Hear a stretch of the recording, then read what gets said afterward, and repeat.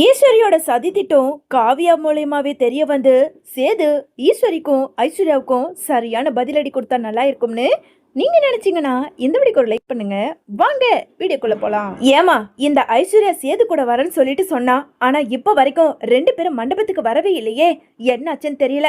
முதல்ல அந்த ஐஸ்வர்யாவுக்கு ஃபோன் பண்ணுமா அப்படின்னு சொல்லிட்டு இங்க சித்ரா ஈஸ்வரி கிட்ட சொல்ல, ஈஸ்வரியுமே ஃபோன் பண்ணி பார்க்க அங்க ஐஸ்வர்யா ஃபோன் எடுக்காததை நினைச்சு ரொம்ப கோவத்தோடவே இங்க ஈஸ்வரி இருந்துகிட்டு இருக்காங்க.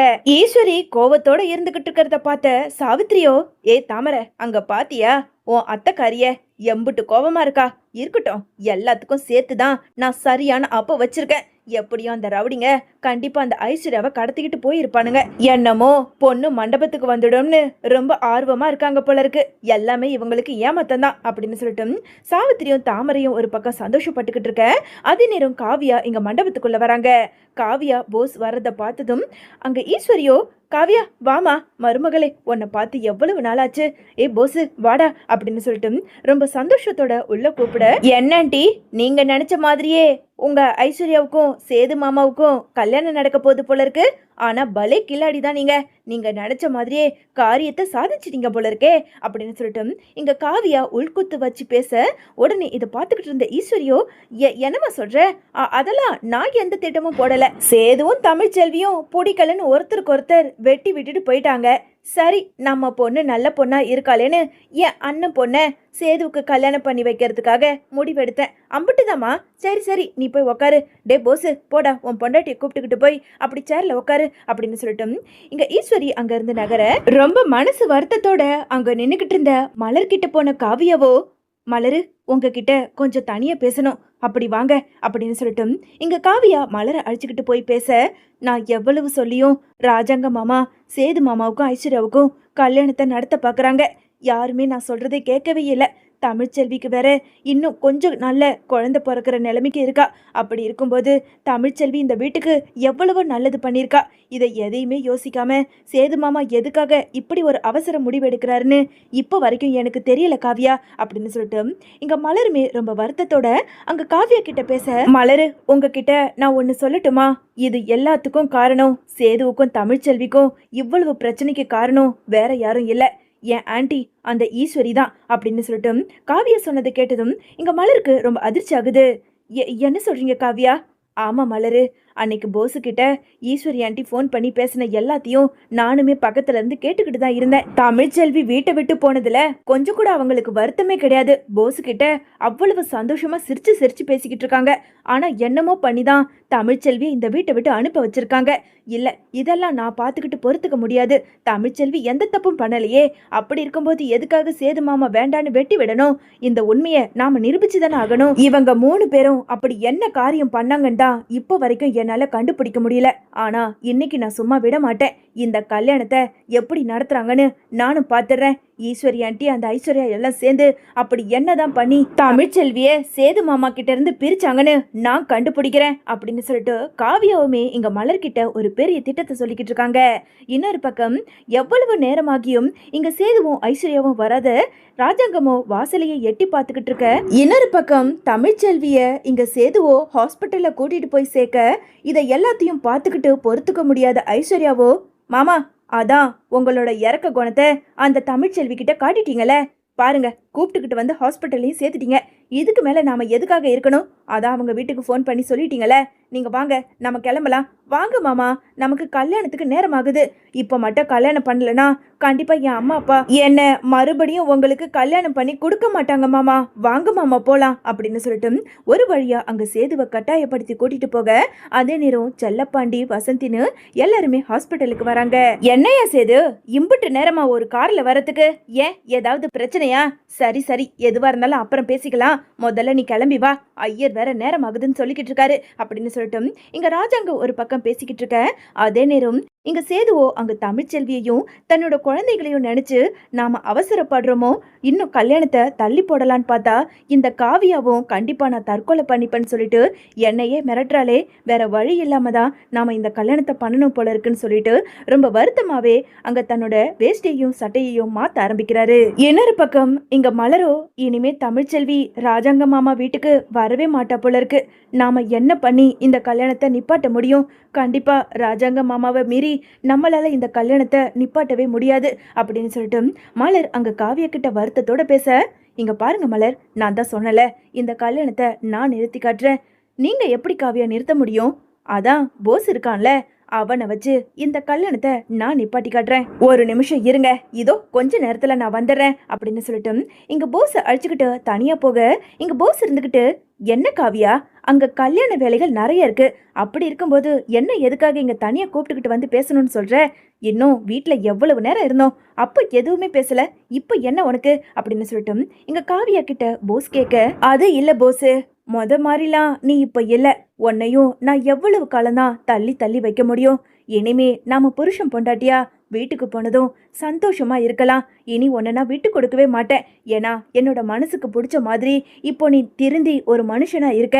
இப்போ நீ மனுஷனா இல்லையாங்கிறத எனக்கு இந்த இடத்துல நிரூபிச்சு காட்டணும் அப்படின்னு சொல்லிட்டு இங்க காவியா கேட்க, என்ன காவியா சொல்ற? உனக்கு பிடிச்ச மாதிரி தான் நான் இருக்கேன், அப்போ மனுஷனா இல்லையான்னு சொல்லி இந்த இடத்துல, அதுவும் கல்யாண மண்டபத்துல எப்படி என்னால நிரூபிச்சு காட்ட முடியும்? இங்க பாரு போஸு, உன் அம்மாவை பத்தி உங்க அம்மா எவ்வளவு 420ன்னு உனக்கே தெரியும், உண்மைதானே? என்ன காவியா, அம்மாவை பத்தி இப்படியெல்லாம் தப்பா பேசுற? நான் தப்பா பேசல போஸு.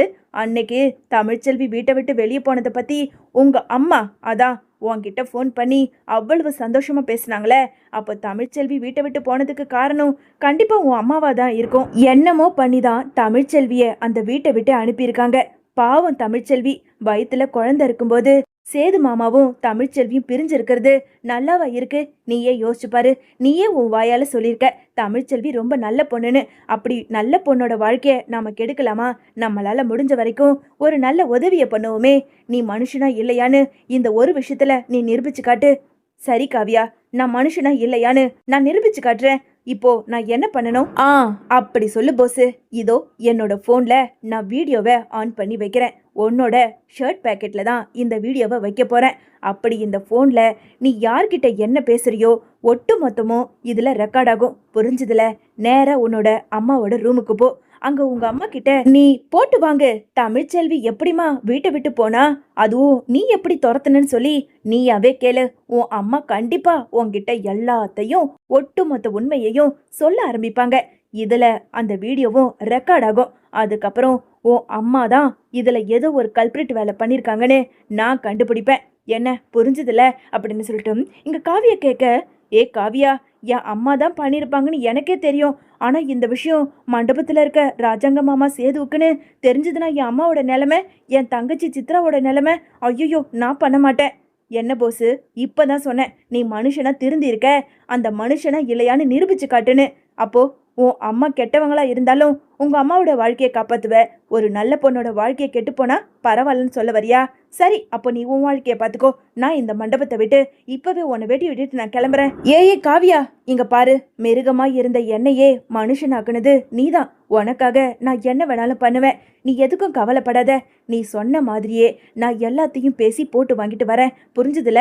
இரு வரேன் அப்படின்னு சொல்லிட்டு இங்க போசுமே தன்னோட பேக்கெட்ல காவியா வச்ச போனை எடுத்துக்கிட்டு நேரா அங்க ஈஸ்வரியோட ரூம் கதவை தட்டிக்கிட்டு உள்ள போறாரு. அம்மா உள்ள வரலாமா அப்படின்னு சொல்லிட்டு போஸ் குரல் கொடுக்க, டே போஸு வாடா, உன்னை பார்த்து எம்புட்டு நாளாச்சு.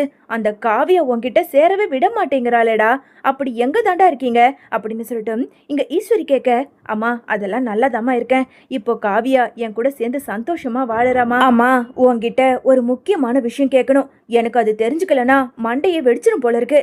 ஆமா, அந்த சேதுவை எப்படிமா தமிழ்ச்செல்வி வேண்டான்னு வெட்டி விட்டுட்டு போனா? அதுவும் சேதுதான் தமிழ்ச்செல்விய துரத்தி விட்ட மாதிரி கேள்விப்பட்டனே. அன்னைக்கு கூட நீ ஃபோன் பண்ணி என்கிட்ட பேசுனல, என்னமாச்சு அப்படின்னு சொல்லிட்டு இங்க போஸ் போட்டு வாங்க. டே போஸு, உனக்கு விஷயமே தெரியாதுல. நீ ஃபர்ஸ்ட் எல்லாம் வீட்டில் இருப்ப, உன்கிட்ட எல்லாத்தையும் சொல்லுவேன். இப்போதான் காவியா உன்கிட்ட பேசவே விட மாட்டேங்கிறா. இதோ இப்போ சொல்றேன்டா.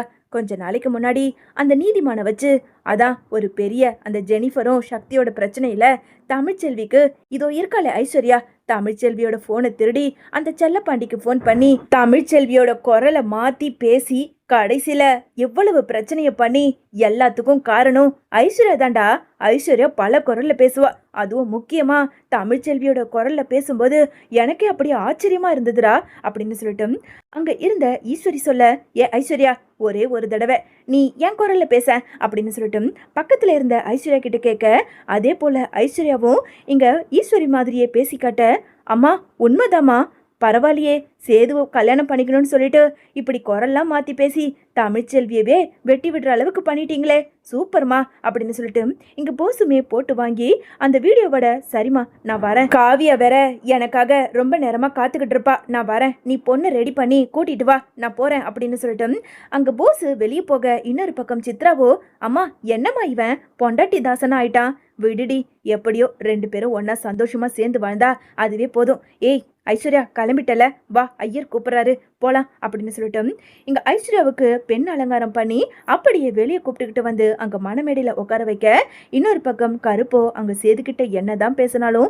சேது ரொம்ப வருத்தத்தோட மௌனமாவே அங்க மணமேடையில வந்து உட்கார்றாரு. இன்னொரு பக்கம் ஈஸ்வரி கிட்ட இருந்து வந்த அங்க போசுமே காவியாவை பார்த்து, காவியா, நீ சொன்ன மாதிரியே என் அம்மா கிட்ட இருந்து எல்லா உண்மையும் வாங்கிட்டு வந்த, ஆனா நீ சொன்னது உண்மைதான், என் அம்மா ஐஸ்வர்யானு எல்லாருமே திட்டம் போட்டுதான் அந்த தமிழ்ச்செல்வி வீட்டை விட்டு அனுப்பியிருக்காங்க, இதோ அதுக்கான வீடியோ ஆதாரம் அப்படின்னு சொல்லிட்டு இங்க போசுமே அங்க காவியா கிட்ட போனை எடுத்து காட்ட, அதுல இருக்க வீடியோவை பார்த்து காவியாவுக்கு ரொம்ப அதிர்ச்சி ஆகுது.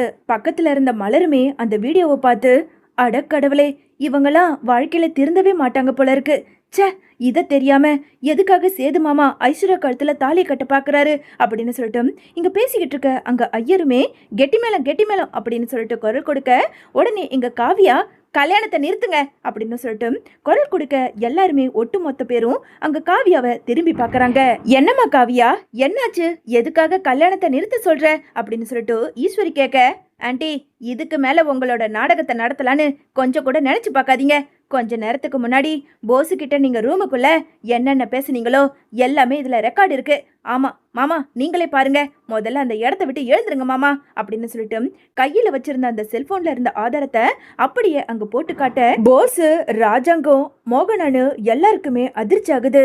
அடக்கடவுளே, அப்போ தமிழ்ச்செல்வி எந்த தப்பும் பண்ணலையா அப்படின்னு சொல்லிட்டு மோகனா கேட்க, இத பார்த்துக்கிட்டு பொறுத்துக்க முடியாத சேதுவோ ஐஸ்வர்யாவோட தலை முடிய பிடிச்சு தரன்னு இழுத்துக்கிட்டு வந்து கீழே நிப்பாட்டி, ஏய் ஐஸ்வர்யா, ஈஸ்வர்யா அத்தை கூட சேர்ந்துக்கிட்டு தான் இப்படி ஒரு காரியத்தை பண்ணியா, சொல்லு, நீ தான் தமிழ்ச்செல்வியோட குரல்ல செல்லப்பாண்டி மாமாவுக்கு ஃபோன் பேசுனியா அப்படின்னு சொல்லிட்டு சேது கேட்க, மாமா என்ன மன்னிச்சிருங்க மாமா, ஈஸ்வரி ஆண்டி சொல்லிதான் இப்படியெல்லாம் உங்க மேல ஆசைப்பட்டு இப்படி நடந்துக்கிட்டேன், என்ன மன்னிச்சிருங்க மாமா, என்னை ஏத்துக்கங்க அப்படின்னு சொல்லிட்டு பயத்துல அங்க இருந்த ஐஸ்வர்யா எல்லா உண்மைகளையும் போட்டு உடைக்க, இதை பார்த்துக்கிட்டு வந்த கோவத்துக்கு ராஜாங்கமும் பெல்ட்டை கழட்டி அங்க ஈஸ்வரிய அடிக்க கை ஓங்க, உடனே ஈஸ்வரி சித்ராவும் சேர்ந்து அங்க சேதுவோட காலையும் ராஜாங்கத்தோட காலையும் விழுந்து மன்னிப்பு கேட்குறாங்க.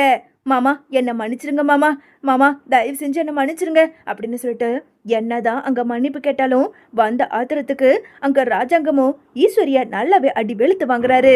என் தம்பி பொண்டாட்டி, என் தம்பி பொண்ணுன்னு சொல்லி உங்களுக்கெல்லாம் சாப்பாடு போட்டு ஒரே வீட்டுல ஒரே குடும்பமா வளர்த்தம் பாரு, என்னதான் செருப்பை கழட்டி அடிக்கணும், ச்சே, சேது என்ன மன்னிச்சிருப்பா, இவளுங்க பேச்ச கேட்டுக்கிட்டு உன்னோட வாழ்க்கையில நானுமே பெரிய தப்பு பண்ணிட்டேன் அப்படின்னு சொல்லிட்டு இங்க ராஜாங்கம் சேது கிட்ட மன்னிப்பு கேட்க, உடனே அங்க இருந்த காவியாவோ, இங்க பாருங்க சேது மாமா, ஒண்ணு மட்டும் சொல்றேன், என்னதான் நடந்தாலும் கட்டுன பொண்டாட்டிய நீங்க நம்புங்க, இவங்களோட சூழ்ச்சியில நீங்க சிக்கி தமிழ்ச்செல்விய ஒரு நல்ல பொண்டாட்டிய நீங்க இழந்து நிக்கிறத பார்க்கும்போது எனக்கு ரொம்ப கஷ்டமா இருக்கு.